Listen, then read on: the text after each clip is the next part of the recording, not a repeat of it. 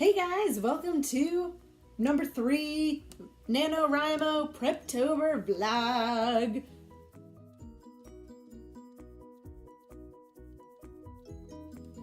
So tonight I just finished community night at the school. We had a PTA meeting. I got to talk to some parents. It was awesome, but it does mean that I just got home and it's pretty late.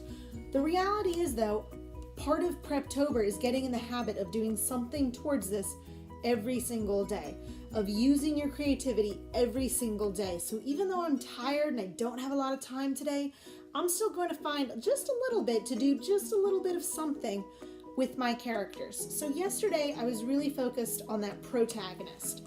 So I spent a day kind of thinking about a protagonist. I spent a day kind of changing and editing and trying out a couple new things with my protagonist. So today I want to start thinking about side characters, because my protagonist doesn't exist in isolation. He should have, or she should have, I think I'm going to make it a he. So yesterday I hadn't decided about the gender of my main character, but in my brain I keep saying he, so I think I'm leaning towards that.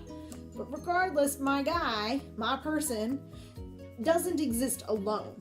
And if they're going to be this kick-butt kind of character, they need a sidekick or a supporting character. Now you can have multiple supporting characters. I only have time tonight to think about one. So I'll probably go back and add some more later, but for now, for tonight, I'm just going to think about one. Now, as you're thinking about your supporting characters, it's important to remember, your protagonist is going to be dynamic. They're going to start off here, and they're going to grow, and they're going to change and end up over here. Your supporting characters are going to be more static. They're not dynamic. They're going to kind of stay the same the whole way through.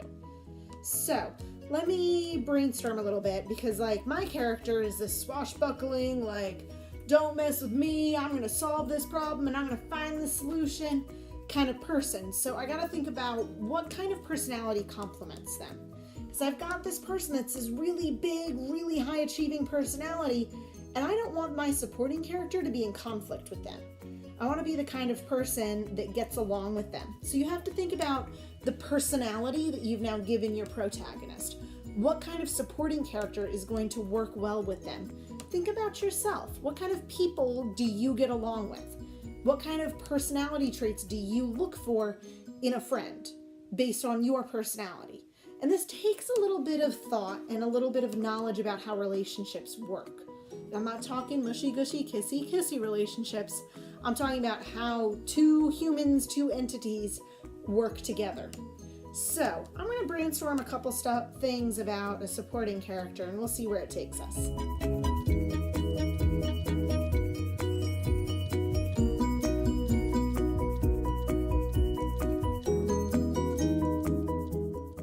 We shall now take a brief intermission for Miss Eberle to complete her grad school homework.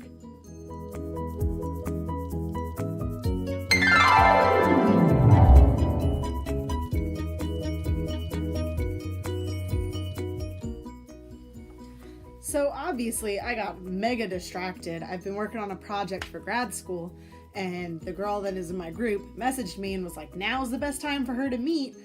Here's the reality. As much as I would love to pretend that I can come home and sit down and plan this character and plan this story without getting interrupted 15 times, that's not real life.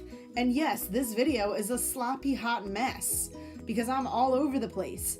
I get that your life is all over the place too. You may start working on your characters and then your mom calls you and says it's time for dinner, or you've got to go to sports practice. Interruptions happen, which is part of why it's really important to keep all of your stuff in one place, the writer's notebook or whatever journal you're using, because the reality is our lives are busy and you have to figure out how to find some balance. Now, I accomplished very little in my book before I got called away. All I've decided was a little bit about my supporting character. Now, like I said at the beginning of the video, dealing with a supporting character, you have to think about how is it going to complement your character. And so I walked through this process. Let's kind of see what my results were. Where did I end up in my decision making? So you can see in the black where I went through my first round and just kind of brain dumped a little bit, right? And so I was talking about that my guy, my main character, my protagonist, is a planner and a go-getter. And so what he needs in a side character, and I broke kind of that down. He needs someone to follow directions that he's not going to butt heads with. Someone he can trust. Then I started getting into real details, like, do I want a female character or do I want them to be bros? And then, would a female character add romance? And would I be okay with that? And so what happened was when I looped back and thought about it some more, I want a female character, but I don't want it to be like a cheesy token, I had a male character, so I gave a female character to kind of balance it out. Like, that's not what I want, right? So I don't want a token female. And I don't want this romance thing, because remember, my purpose in writing is to use this as a storyline long down the road for gameplay. And so that would be super weird, like, and I'm a female gamer, so if I go to play my game, and I don't mind playing as a male character, like, that's whatever, but if you want me to interact in a romantic way with this other character, that's super weird, and I am not totally okay with that. So, yeah, I gotta figure out how to run that balance. And now I looped back also to, it needs to be somebody he can trust. And I brainstormed a couple of, like, roles that this character could fall into that would be that trust, because I need them to trust them, or I need my protagonist to trust this side character from before gameplay. So their relationship will start before gameplay. Before game. So my next step is to start fleshing out some details. And I think the best way for me to go here is to come up with 2 separate supporting characters. And you may not come to this conclusion too, where you start off with one and you start looking at it and it just doesn't make a whole lot of sense. So between now and my next vlog, I'm going to start fleshing out these supporting characters, giving them separate personalities, giving them a backstory, just like I did for my protagonist. Now, my protagonist is going to need more details eventually, but I'm not ready to do that yet. I need some rough starting point sketch before I go for more detail here. So, I will be doing this later. I'm going to go to bed now because sleep is important. So, we'll see you on the next vlog. Post, comment, like, subscribe. Let me know, what are you doing with your supporting characters? And I'll talk to you soon.